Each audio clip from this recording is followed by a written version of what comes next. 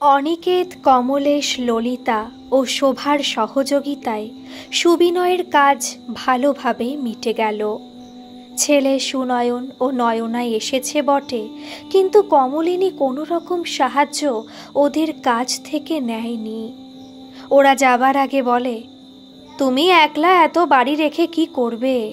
তার থেকে প্রমোটারকে দিলে একটা করে ফ্ল্যাট পাবে আর টাকাও কিছু পাওয়া যাবে, তোমাকে আর বাড়ি দেখাশোনা করতে হবে না। কমলিনী বলে, এখনই এত সব ভাবার কিছু নেই, পরে না পারলে দেখা যাবে। সুনয়ন বলে, আমাদের কথার কোনো মূল্য নেই তোমাদের কাছে? আমাদেরও ভাগ আছে, আমরা দুজন মত তো দিচ্ছি, তাহলে হবে না কেন? মা, আমি কাল এখানকার প্রমোটারের সাথে দেখা করে কথা বলবো।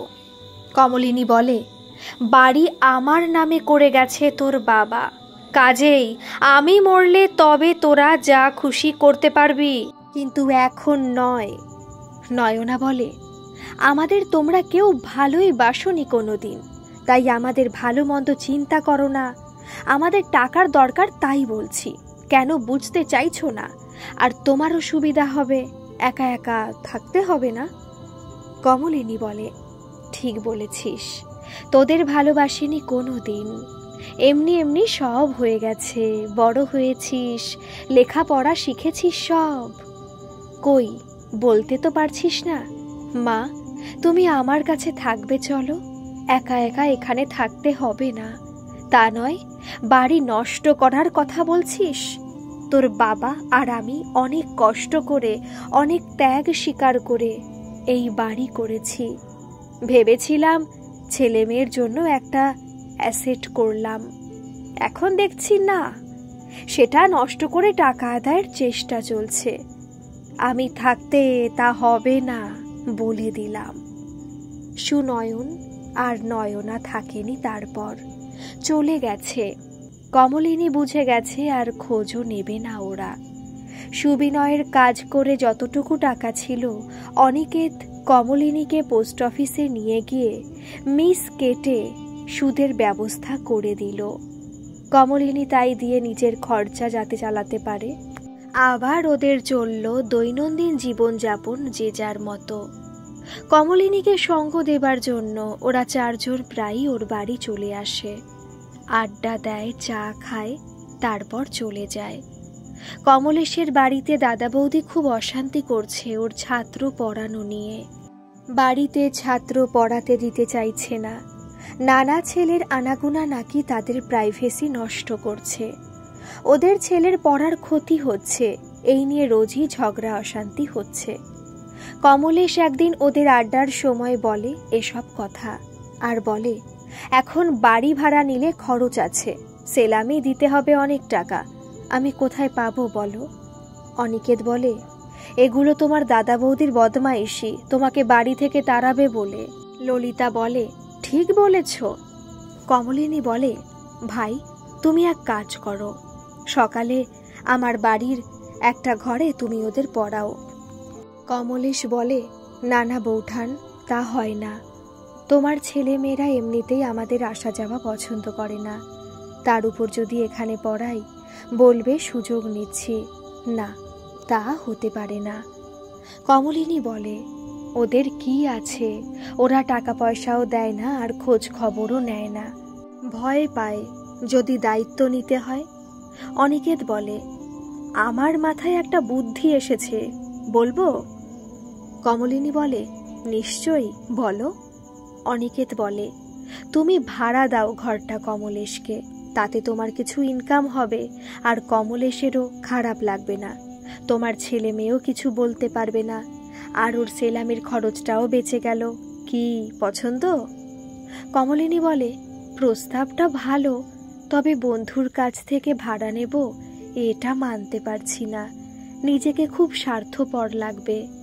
কমলেশ বলে, বৌঠান, আমার পয়সা নেই বটে, তবে আমার সম্মান রক্ষার্থে ভাড়াটা নিও। ললিতা বলে, হ্যাঁ কমলিনী, এটা কমলেশ ঠিক বলেছে, আর তুমি তো বন্ধু হিসেবে তাকে সাহায্য করছো তো, এই বাজারে সেলামি ছাড়াও ঘর পেত, তাও আবার ওর বাড়ির কাছাকাছি। তাই ঠিক হলো, কমলেশ ওর বাড়িতেই পড়ায়। কমলিনী বাড়িতে এখন অঢেল সময় পায়, সময় যেন কাটতেই চায় না। একদিন হাঁটতে গিয়ে কমলিনী তপনের দোকানে চা খেতে খেতে বলে সেই কথা। শোভা বলে, কিছু করো, না হলে মন খারাপ বেড়ে যাবে। তপন বলে, ঠিক বলেছেন দিদি, বউঠান নিজেকে কাজে ব্যস্ত রাখুন, না হলে টিকতে পারবেন না। এরপর তপনও ওদের সুখ দুঃখের সাথী হয়ে গেছে। একদিন কমলিনী দেখে কমলেশের মুখ শুকনো, মহিলাদের চোখে সবই ধরা পড়ে। কমলিনী কমলেশকে বলে, তোমার শরীর খারাপ কি? কেমন শুকনো শুকনো লাগছে। কমলেশের চোখ ছলছল করে ওঠে, বলে, বউঠান, তুমি আমার বড় দিদির মতো, তোমাকে মিথ্যে বলতে পারবো না। বৌদি আর আমার জন্য রান্না করতে পারবে না, বলে দিয়েছে। দাদাও বৌদির সাথে তাল মিলিয়ে বলে, তোর পথ তুই দেখে নে, তোকে সারা জীবন রেঁধে খাওয়ানোর দায়িত্ব ওর নয়। তাই আমি কি করব বলো? তাই দুদিন ধরে চিড়ে মুড়ি খেয়ে আছি। কোথায় কিভাবে গ্যাস ছাড়া বাসন ছাড়া রান্না করব বলো বউঠান? কমলিনী বলে, তুমি কিন্তু বাড়ি ছাড়বে না। একবার যদি ছেড়ে দাও, তোমার বৌদি যেরকম শুনছি ও আর তোমাকে ঢুকতে দেবে না। ঠিক বলছো বউঠান, তবে আমাকে বড় দিদির মতো বলছো, আর অন্যদিকে না খেয়ে আছো, আমাকে বলতে পারলে না? খুব দুঃখ পেলাম, তুমি আজ থেকে এখানে খাবে। কিন্তু তুমিই বা কোথা থেকে পাবে? রোজ রোজ একটা মানুষের খাওয়ার খরচ অনেক বউঠান। নিজের দাদাই সে কথা আমাকে বলল। না বউঠান, তা হয় না। আজ থেকে হোটেলে খাবো। আসলে দুটো দিন দেখলাম দাদার মন নরম হয় কিনা, ভাবলাম রাগের মাথায় বলেছে, হয়তো বৌদিকে পরে বলবে খেতে দিতে। কিন্তু না গো, কিছু বলল না, বরং ভাইপো বলছিল বৌদিকে শুনলাম, মা, কাকু খাবে না? বৌদি ওকে বকে উঠল। কমলিনী বলে, আচ্ছা আজ খাও তো, পরে দেখা যাবে।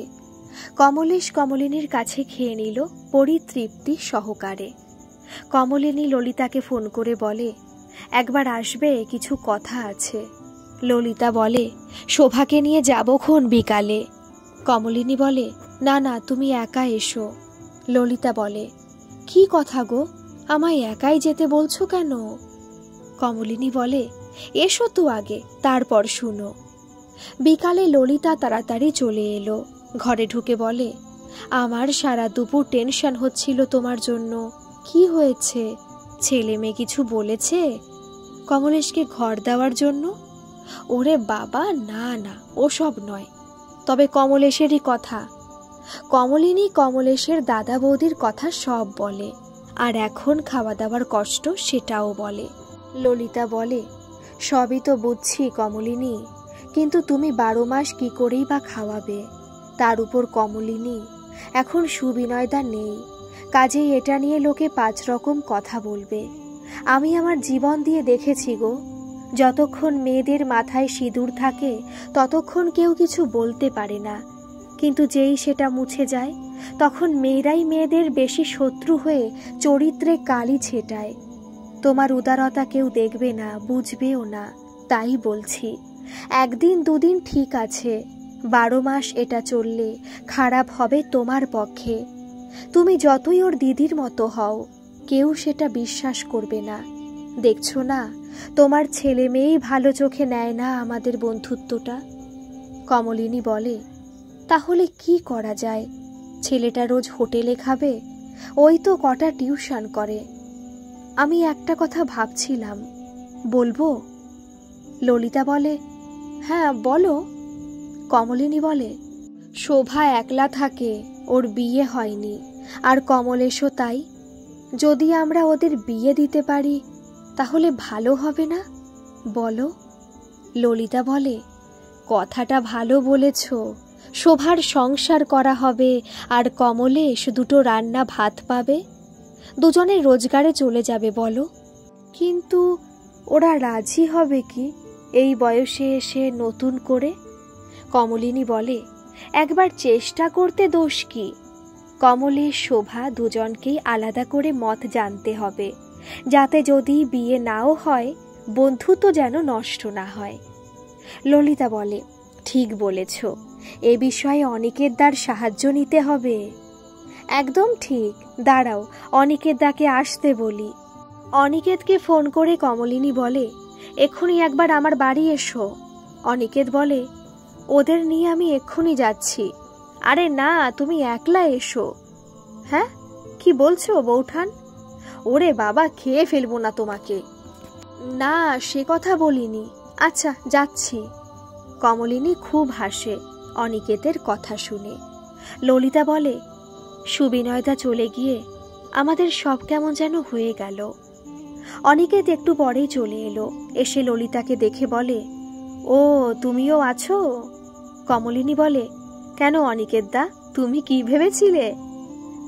না না, কিছু ভাবিনি। সবাই হেসে ওঠে। ললিতা আর কমলিনী অনিকেতকে সব কথা বুঝিয়ে বলে। অনিকেত বলে, প্রস্তাব খারাপ নয়, কিন্তু এটা করতে গিয়ে হিতে বিপরীত হবে না তো, সেটাই চিন্তা। মানে আমি বলতে চাইছি, 1, এই বয়সে বিয়ের ঝামেলা। 2, কমলেশ রান্না ভাত পাবে, তাই জন্য আমরা বলছি। 3, অর্থের একটা ব্যাপার সংসার পাতলে।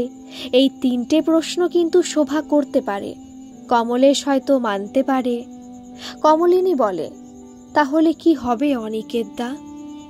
দেখছি আমি কমলেশের সাথে কথা বলে আগে ওর মনটা বুঝি, তারপর ললিতা তুমি শোভার সাথে কথা বলবে। বৌঠান, তুমি চুপ থাকবে এখন। অনিকেত কমলেশকে ডেকে শোভাকে বিয়ে করার প্রস্তাব দেয়। কমলেশ বলে, অনিকেতদা, আগে শোভার মত জানাটা খুব দরকার। অনিকেত বলে, তুমি রাজি কিনা আগে বলো, কারণ ও একজন মহিলা। ও রাজি হলে তুমি যদি না বলো সেটা খুব খারাপ হবে, আর তাতে বন্ধুত্বটাও নষ্ট হতে পারে। তাই তোমার মতটা জানা আগে প্রয়োজন। কমলেশ বলে, আমার যা অবস্থা তাতে রাজি না হলে উপায় নেই। তখন মা বলেছিল শুনিনি, কারণ রোজগার নেই সেরকম, তাই এখনো সেটাই চিন্তা। শোভা কি শুধু শুধু এই বোঝা নিতে চাইবে? যদি চায় আমি রাজি। অনিকেত বলে, বেশ। অনিকেত ললিতাকে ফোন করে সব কথা শোনায় আর শোভার সাথে কথা বলতে বলে। ললিতা শোভাকে বলে, শোভা, জানো তো কমলেশের কি অবস্থা? শোভা বলে, জানি না তো, কি হয়েছে? ললিতা খুব দরদি হয়ে কমলেশের অসহায়ের কথা বলল। 2 দিন খায়নি দেখে কমলিনী ওকে খেতে দিয়েছে। সব কথাই সবিস্তারে বর্ণনা করল। শোভা বলে, সত্যি খুব কষ্ট, কিন্তু কমলিনী বৌঠান আর কতদিন খেতে দেবে? সেটাই তো কথা। সুবিনয়দা বেঁচে থাকলেও একটা কথা ছিল। কি করা যায় বলো তো ললিতাদি? আমি একটা কথা ভাবছিলাম, তুমি পারো এর সমাধান করতে, যদি তুমি রাজি থাকো। আমি? কি বলছো তুমি ললিতাদি? আমি কিছু বুঝতে পারছি না। ললিতা বলে, তোমার তো সংসার করার শখ ছিল এক সময়, যার জন্য তোমার মা বিয়ের চেষ্টাও করেছিলেন। তা এখন যদি কমলেশকে তুমি বিয়ে করো, তাহলে ওর কষ্টটাও কমে আর তোমারও একজন সাথী হয়। হয়তো ভগবান ওকেই তোমার সাথী করবে বলে তখন বিয়ে হয়নি তোমার। শোভা বলে, এই বয়সে এসে সংসার পাতবো তা বলে? না না, তা হয় না। আর তাছাড়া অর্থের একটা ব্যাপার আছে, যা দুজনের কারোর কাছেই নেই। ললিতা বলে, আরে সে নিয়ে অত ভেবো না। ঠাকুর যদি ঠিক করে রাখেন তোমাদের জুটি, তবে তিনি তার উপায়ও করে দেবেন, দেখো। শোভা বলে, তুমি আমাকে কি সমস্যায় ফেললে বলো তো ললিতাদি? কিন্তু কমলেশ দা রাজি হবে, তার মতটাও তো জানতে হবে। ললিতা লাফিয়ে উঠে বলে, রাজি রাজি, খুব রাজি। অনিকেতকে ললিতা ফোন করে বলে, কমলিনীর বাড়িতে চলে এসো কমলেশকে নিয়ে, ওখানেই সব কথা হবে, শোভার মত আছে। বিকালে বৈঠক বসে আজ বিয়ের কথাবার্তা নিয়ে। কমলেশ আর শোভা দুজনেই খুব লাজুক হয়ে বসে আছে। ললিতা বলে, আরে বাবা, অত লজ্জা পাওয়ার কিছু হয়নি। তোমরা এমনিতেই ভালো বন্ধু ছিলে, এখন শুধু তোমরা একসাথে থাকলে, একে অপরকে সাহায্য করলে, যাতে কেউ কিছু বলতে না পারে, তাই একটা শিলমোহর লাগানোর ব্যবস্থা করছি আমরা বড়রা, বুঝলে? শোভা বলে, আমার একটা কথা আছে। হ্যাঁ বলো, কমলিনী বলে। শোভা বলে, আমি কিন্তু এক গাদা পদ রোজ রাখতে পারবো না, কারণ আমাকে দোকানের অর্ডারের জিনিস তৈরি করতে হয়, তাছাড়া হিসাবে চলতে হয়, বেহিসেবি হলে চলবে না, আর আমি আমার ফ্ল্যাটেই থাকতে চাই। কমলেশ তাড়াতাড়ি বলে, না না, তুমি যা খাও আমিও তাই খাবো, আর নিশ্চয়ই হিসাব করে তো আমিও চলি, আর তোমার বাড়িতেই থাকবো, কারণ আমার একটা ঘর শুধু আছে, রান্নাঘর তো নেই। সবাই কমলেশের কথায় হেসে ওঠে, শোভাও হাসে। ললিতা বলে, কমলেশ, এমন সহজ সরলই থেকো চিরকাল, তাহলে কোনো দুঃখ তোমাদের স্পর্শ করতে পারবে না কোনো দিন, দেখো। কমলিনী বলে, ব্যাস তাহলে আর কি, সাথের সুখ দুঃখ মানিয়ে নিয়ে মিলেমিশে চলাই তো জীবন। ভালো দিন দেখে মন্দিরে গিয়ে দুজনের বিয়ে দিয়ে দিল বন্ধুরা। কমলেশ আর শোভাকে নিয়ে সবাই শোভার ঘরে আসে। আজ হোম ডেলিভারিতে খাবার বলা হয়েছে, সবাই একসাথে এখানেই খাবে। কমলেশ বলে, আজ সুবিনয়দার কথা খুব মনে পড়ছে। শোভা বলে, অষ্টমীর দিন আমার কাছে খাওয়ার কথা ছিল, আমার আর সে সৌভাগ্য হলো না। কমলিনী আঁচল দিয়ে চোখের জল মুছে বলে, আজ একটা আনন্দের দিন, দুঃখ করো না কেউ, ও ওপর থেকে নিশ্চয়ই আশীর্বাদ করছেন তোমাদের। সবাই আনন্দ করে খেয়ে নেয়। ললিতা আর অনিকেত একটু ফুল দিয়ে ওদের খাট সাজিয়ে দিয়েছে। শোভা আপত্তি করেছিল। ললিতা বলেছে, ওরে, জীবনে যখন এ দিনটা এসেছে তাকে সাদরে গ্রহণ করো, আনন্দ করো, যাতে পরে আফসোস না হয়। হলেই বা একটু বয়সে বিয়ে, জীবন সাথী তো পেলে দুজনে, আর যেন এই সময় পাশে একজন পরম বন্ধু থাকা বিশেষ প্রয়োজন উভয়েরই। ললিতা শোভার কানে কানে বলে, কাল শুনবো সব। অনিকেত বলে, চলো সবাই এবার। ললিতা, চলো কমলিনীকে আগে বাড়ি পৌঁছে দিই, তারপর আমরা চলে যাব। ললিতা বলে, তাই হবে, চলো। সবাই ওরা চলে যায়। কমলেশ শোভার হাত ধরে বলে, আমার বলতে কোনো লজ্জা নেই, কোনো ইগো নেই শোভা, সত্যি বলছি, তুমি আবার আমার জীবনে বাঁচার ইচ্ছে নিয়ে এলে। আমি একসময় হয়তো নিজেকে আর সামলে রাখতে পারতাম না, শেষ করে ফেলতাম অনেক আগেই। অনিকেতদা, ললিতা, বৌঠান, সুবিনয়দার মতো বন্ধুদের যদি না পেতাম। শোভা বলে, আমার নামটা তো নিলে না। কমলেশ বলে, তুমি তো আর আমার শুধু বন্ধু নও, আমার জীবন পথে চলার পরম সাথী। আমার জীবন কাণ্ডারি তুমি।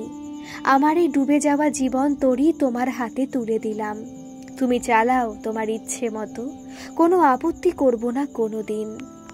কমলেশ শোভার হাত দুটো নিয়ে ভালোবাসার চুম্বন এঁকে দেয় আর বলে, যে হাতের আঙুলে সব বরেরা আংটি পরিয়ে দেয়, তোমার বরের সে ক্ষমতা নেই শোভা, তাই এই স্নেহের চুম্বন দিলাম হাতে।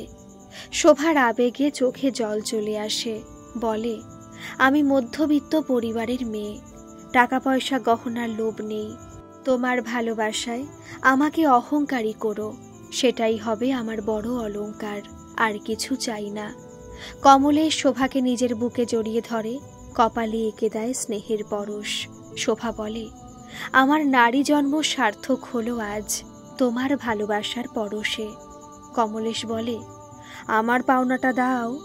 শোভা লজ্জা পেয়ে বলে, সবুর করো, সময় হলে ঠিক পাবে। অনেক দিনের অনেক কিছু না পাওয়া দুই নর নারী আজ পরিপূর্ণ হলো বন্ধুদের সহায়তায়। শোভা আর কমলেশ আরও একবার মনে মনে ওদের ধন্যবাদ দিয়ে জীবন তরি ভাসিয়ে দিল জীবন যুদ্ধে। পরের দিন সকালে হাঁটতে বেরিয়ে সবাই শোভাদের বাড়ি চলে আসে। শোভা সবার জন্য চা করে আনে। অনিকেত বলে, কমলেশ চলো, আজ তোমাকে বাজারে নিয়ে গিয়ে বাজার করতে শিখিয়ে দেব। কমলিনী বলে, আর আমি আর ললিতা শোভাকে শিখিয়ে দেব কেমন করে সংসার করতে হয়, কেমন করে বরের যত্ন নিতে হয়, সব। শোভা বলে, আমি কচি খুকি বউ নই গো। ললিতা বলে, জানি তুমি খুব পাকা গিন্নি, কিন্তু বরের যত্ন করতে কি জানো সেটা আমরা জানি, বুঝলে? ললিতা হাসে। শোভা বলে, যাও, তোমাদের যত বাজে কথা। এইভাবে হাসি ঠাট্টা করে ওদের জীবন অতিবাহিত হতে লাগলো। কিন্তু জীবন কি আর একভাবে চলে? 4 বছর পর নিম্ন মধ্যবিত্তদের জীবন যেমন চলে ঠিক তেমনি চলছিল শোভা আর কমলেশের জীবন। তাই সেটা লিখলাম না, কারণ অনেকের বিরক্ত লাগবে একঘেয়ে জীবন। সত্যিই তো, একঘেয়ে হয়ে যায় জীবন এক সময়। তখন যেটা থাকে সেটা একটা দীর্ঘদিনের অভ্যেস। শোভা আর কমলেশের বিয়ে যেহেতু পরে হয়েছে, তাই ওদের ভেতর এখনো মিষ্টি একটা ভালোবাসা আছে। ওরা জানে ওদের কোনো বাচ্চা হবে না, তাই শোভার যত যত্ন, কেয়ার, আদর, বকাবকি সব কমলেশকে ঘিরে। শোভার জগৎ এখন কমলেশময়। আর কমলেশ তো প্রথম দিনেই নিজেকে সঁপে দিয়েছিল শোভার ইচ্ছার উপর। শোভা একদিন কমলিনীর বাড়িতে আড্ডার সময় বলে, জানো, এখন আর আমার জিনিস এরকম বিক্রি হচ্ছে না। অনেকে ঘরে বসে এই রকম ব্যবসা করছে, তাই আগের চেয়ে চাহিদা কমে যাচ্ছে ক্রমশ।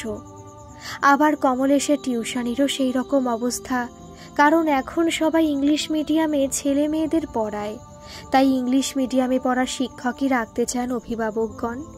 আর যা বাজার দর জিনিসের, সংসার চালানো দায়। কমলিনী বলে, সেটা ঠিক, আমিও জল গড়িয়ে খাচ্ছি, কতদিন চলবে জানি না এভাবে। অনেকে তো ললিতা বলে, আমরা তো আছি, কিছু অসুবিধা হলে বলবে তোমরা। তোমরা আছো ঠিক, কিন্তু হাত পাততে বন্ধুর কাছে ভালো লাগে সব সময়, বলো? আর তাতে সম্পর্ক নষ্ট হয়ে যাবে।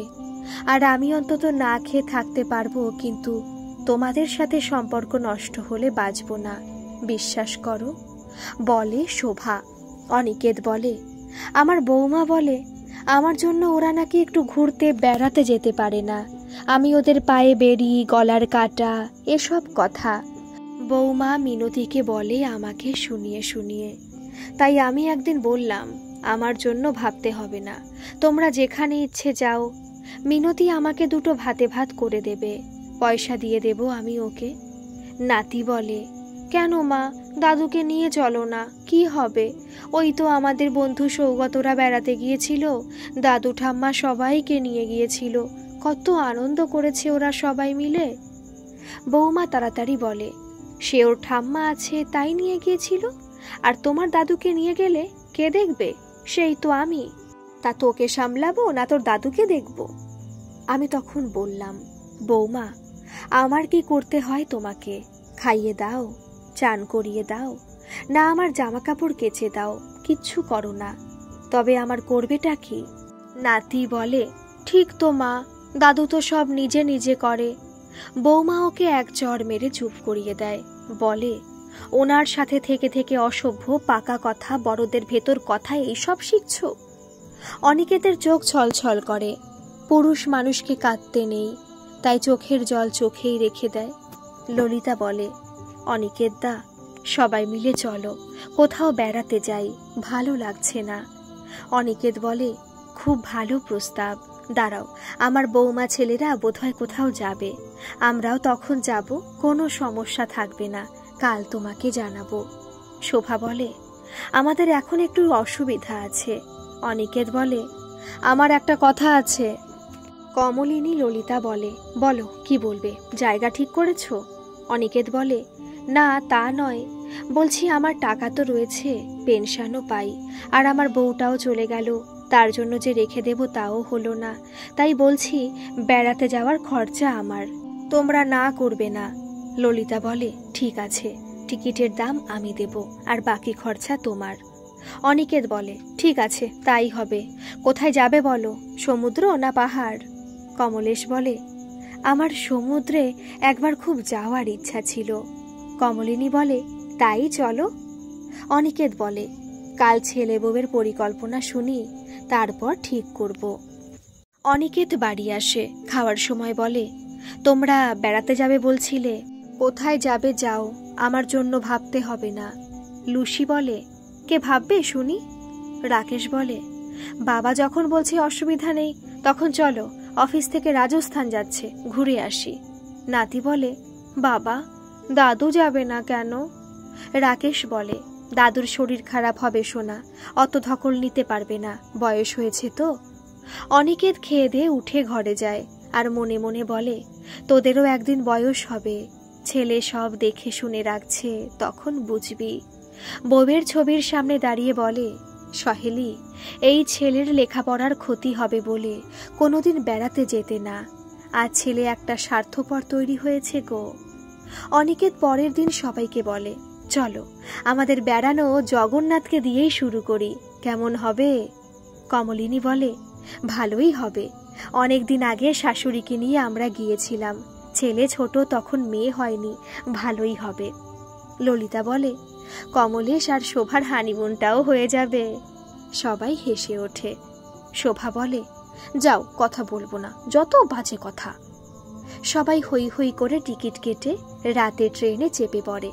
কমলিনী সবার জন্য লুচি, আলু চচ্চড়ি নিয়েছে, শোভা শিমুইয়ের পায়েস করে নিয়েছে। ট্রেনে আনন্দ করে খেয়ে নিল সবাই।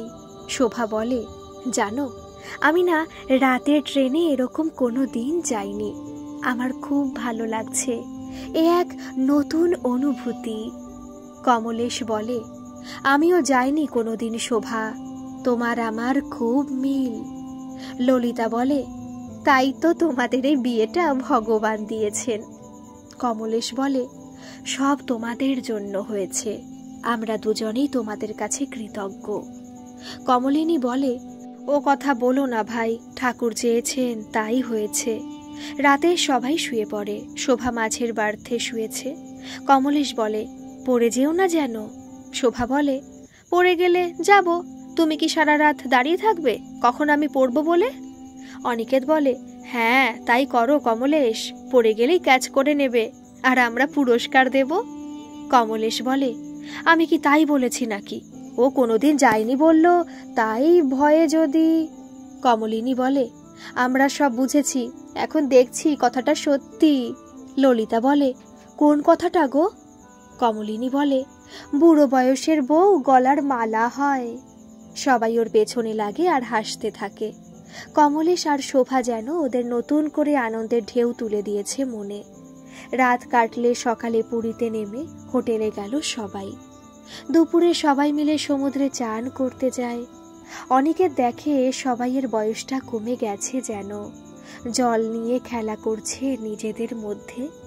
ওদের খুশি দেখে মনে মনে ভাবে, আজ সহেলি থাকলে সেও আসতো, আমার আনন্দটা আরও বেশি হতো। তবু ওদের আনন্দের ভেতরেই সহেলিকে দেখছি যেন। অনিকেতের চোখ ভিজে যায়। অনিকেত ভাবে, এইভাবে ওদের আনন্দ দিতে পেরে আমিও খুব খুশি। পরের দিন সবাই মিলে মন্দিরে পুজো দিতে যায়। অনিকেত বলে, কে কার জন্য মঙ্গল কামনা করলে? শোভা কমলেশের জন্য। আর কমলেশ তো শোভা ছাড়া আর কারই বা মঙ্গল চাইবে বলো? কি ঠিক বললাম তো? সবাই হেসে ওঠে। ললিতা মেয়ের নামে পুজো দেয়। কমলিনী এত পরেও সুনয়ন আর নয়নার নামে পুজো দেয়। একেই বলে মা। অনেকে তো ছেলে বৌমা নাতির জন্য পুজো দেয়। সহেলি যখন থেকে নেই তখন থেকেই অনিকেত মায়ের জায়গাটাও নিতে অভ্যস্ত হয়ে গেছে। এটাই বোধহয় নিয়ম। বিকেলে সবাই সমুদ্রের ধারে ঘুরতে যায়। ললিতা বলে, ফুচকা খাই চলো, সেই কলেজ জীবনের মতো। সবাই রাজি হয়। শোভা বলে, বেশি করে ঝাল দাও আর টক দাও। কমলিনী শোভার কানে কানে বলে, কি ব্যাপার গো? শোভা বলে, বাজে কথা বলো না তো, বুড়ি বয়সে। ললিতা বলে, অনিকেতদা খাবে না? এসো, খুব ভালো করেছে, তুমি খেতে না কলেজে, আজ আমরা কলেজ স্টুডেন্ট, চলে এসো। অনিকেত বলে, না গো, সহেলির কথা বড় মনে পড়ছে আজ। কমলিনী বলে, ঠিক বলেছ অনিকেতদা, কিছু আনন্দ করতে গেলে শুধু ফাঁকা লাগে বুকটা। ললিতা বলে, সে তো লাগবেই, আমারও লাগে, কিন্তু সব ভুলে এগিয়ে যেতে হয় সবাইকেই। অতীত নিয়ে পড়ে থাকাটা কাজের কথা নয়। জীবন থেমে থাকে না, জীবনকে চালিয়ে নিয়ে যাওয়াই তো জীবন। অনিকেত বলে, ঠিক বলেছ, আর ভাববো না। তোমাদের মতো বন্ধুদের পেয়েছি, আর কি চাই। সহেলি তোমাদের জুটিয়ে দিয়েছে। কমলিনী বলে, চলো সমুদ্রের ধারে গিয়ে বসি। ললিতা, অনিকেত, কমলিনী সমুদ্রের ধারে গিয়ে বসে। আর কমলেশ শোভাকে বলে, চলো একটু হেঁটে আসি। শোভা বলে, ওরা যে বসে পড়েছে। ললিতা বলে, তোমরা যাও, একটু ঘুরে এসো। অনিকেত বলে, যাও যাও ভাই, যাও ঘুরে এসো, আমরা বুড়ো বুড়িরা একটু বসি। সবাই আবার হাসে। কমলেশ আর শোভা হাঁটে। কমলেশ বলে, জানো শোভা, কোনো দিন ভাবিনি এরকম পাশে সাথীকে নিয়ে সমুদ্রের ধারে ঘুরবার সুযোগ পাব। শোভা বলে, আমিও ভাবিনি গো। আজ আমরা যা পেয়েছি সব ওদের জন্য, এটা কোনো দিন ভুলব না। কমলেশ শোভার হাত ধরে বলে, শোভা, একটা সত্যি কথা বলি তোমাকে। তোমাকে পাশে পাওয়ার ইচ্ছে হচ্ছিল মনে মনে, সাহস হয়নি বলতে, কারণ অর্থ বাধা হয়ে দাঁড়ায় মনে।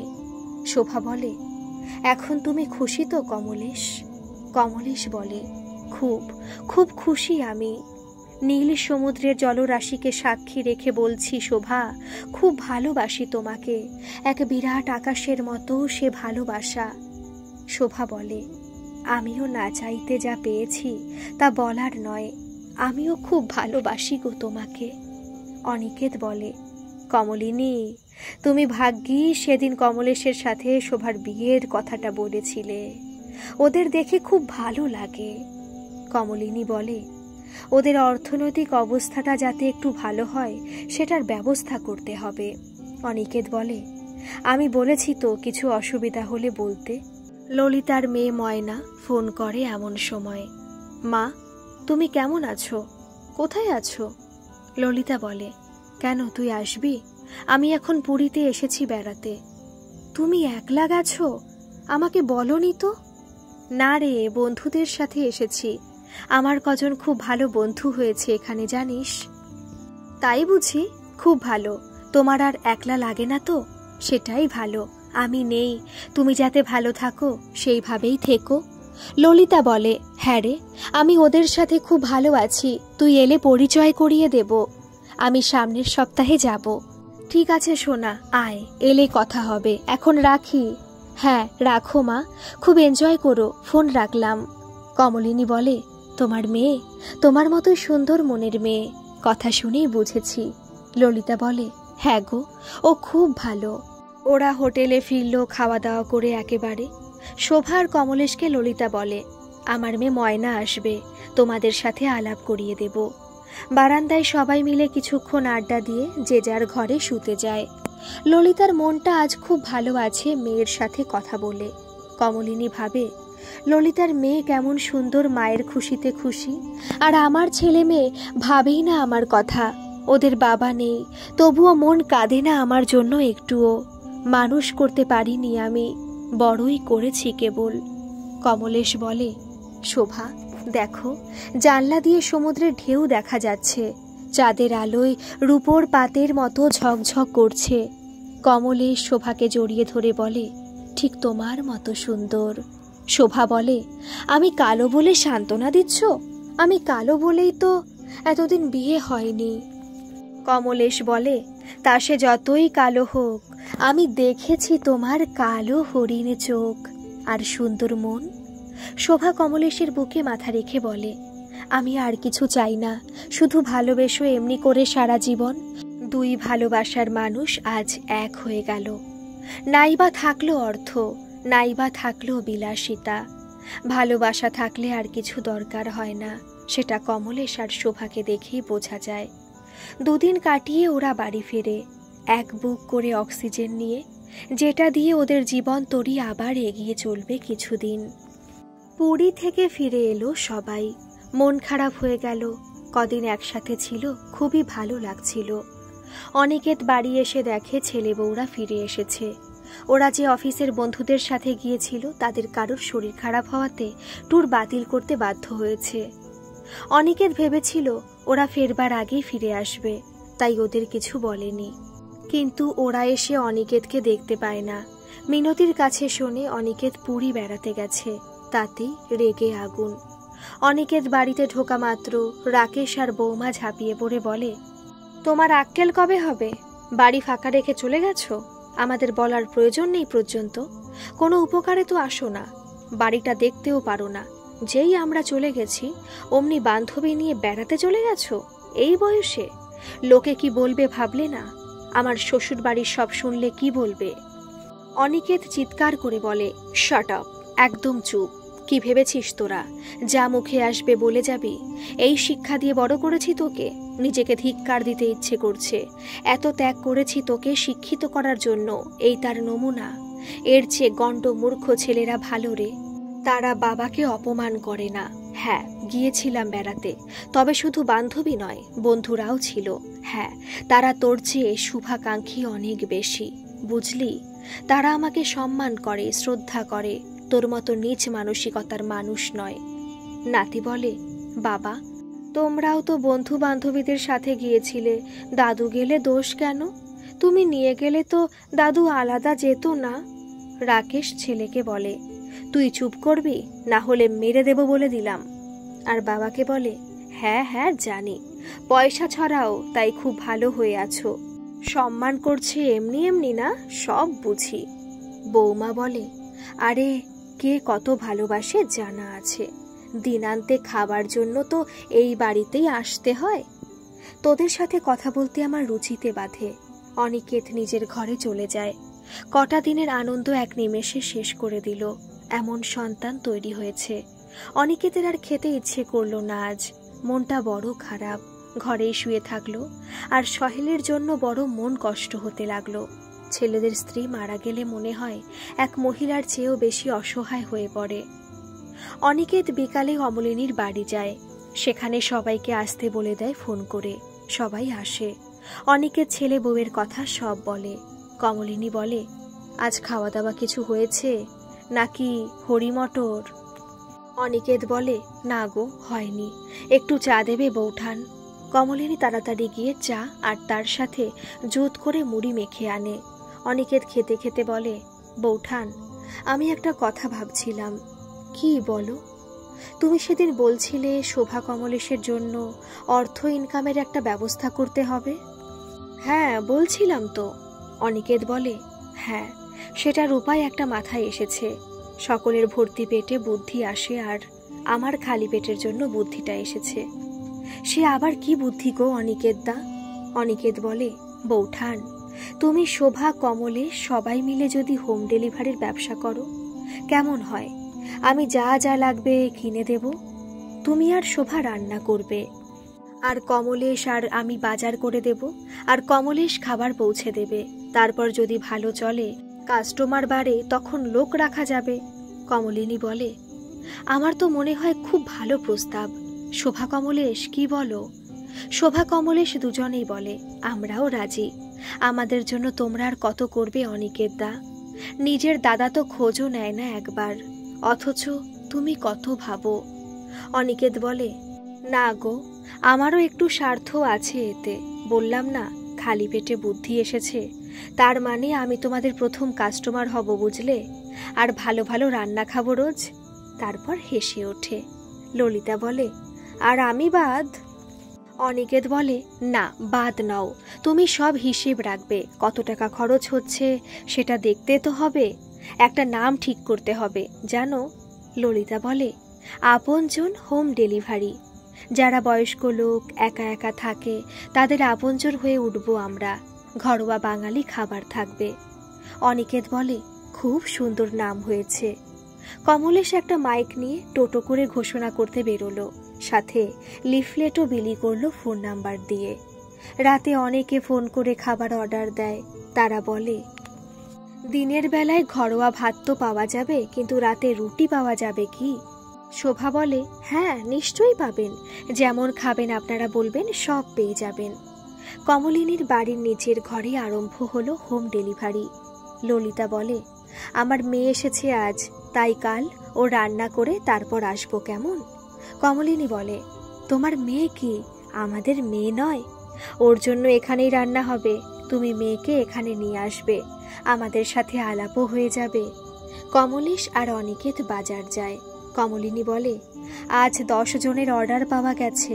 অনিকেত বলে, ঠিক আছে, শুরু তো হোক, দেখা যাক রান্নাটা ভালো করে করবে আর বয়স্ক লোকরা খাবে সেটা মাথায় রেখো। ললিতা ময়নাকে নিয়ে আসে। কমলিনী, শোভা খুব আদর করে যত্ন করে ময়নাকে খাওয়ায়। ময়না সকলের সাথে গল্প করে, বলে, তোমরা এইভাবে একে অন্যের পাশে থেকো সব সময়। আমি খুব নিশ্চিন্ত হলাম এবারে তোমাদেরকে দেখে। মা, তুমি খুব লাকি, এমন বন্ধু পেয়েছো, তাও এই বয়সে, এত অল্প সময়ের ভিতর। কমলিনী বলে, আমরাও তোমার মায়ের মতো বন্ধু পেয়ে খুব গর্বিত। তোমার মা খুব ভালো মনের একজন মানুষ। ময়না বলে, তোমাদের রান্না খুব সুন্দর, দেখবে কিছুদিনের ভেতরেই তোমাদের অনেক কাস্টমার আসবে। এই হোম ডেলিভারি খুব ভালো চলবে, দেখবে আমার কথা মিলিয়ে নেবে। আমি এবারে খুব ভালো লাগা নিয়ে যাব মা, তোমাকে নিয়ে আমার চিন্তা একটু হলেও কমলো। আন্টি, তোমাদের পাশে আমিও থাকবো সব সময়, কোনো সাহায্য লাগলে বলবে কিন্তু, আমাকে তোমাদের মেয়ে মনে করেই বলবে, কেমন? কমলিনীর চোখ ছলছল করে ওঠে। নয়নার কথা বড় মনে পড়ছে। কমলেশ বলে, সবার খাবার খুব পছন্দ হচ্ছে, আশা করি ভালো সাড়া পাবো তাড়াতাড়ি। অনিকেতকে রাকেশ বৌমা বলে, তুমি যদি না খাও বাড়িতে বলে দেবে, রোজ রোজ খাবার নষ্ট হচ্ছে। অনিকেত বলে, আমি তোদের কোনো টাকাও দেব না আর খাবো না, কারণ খাওয়ার জন্যই টাকা দিতাম, আর খাবো না, টাকাও দেব না, ক্লিয়ার? বাড়িটা আমার, তাই থাকা নিয়ে আশা করি কিছু বলবি না, জানবি আমার দয়ায় তোরা থাকিস। অনিকেত চলে যায় ঘরে।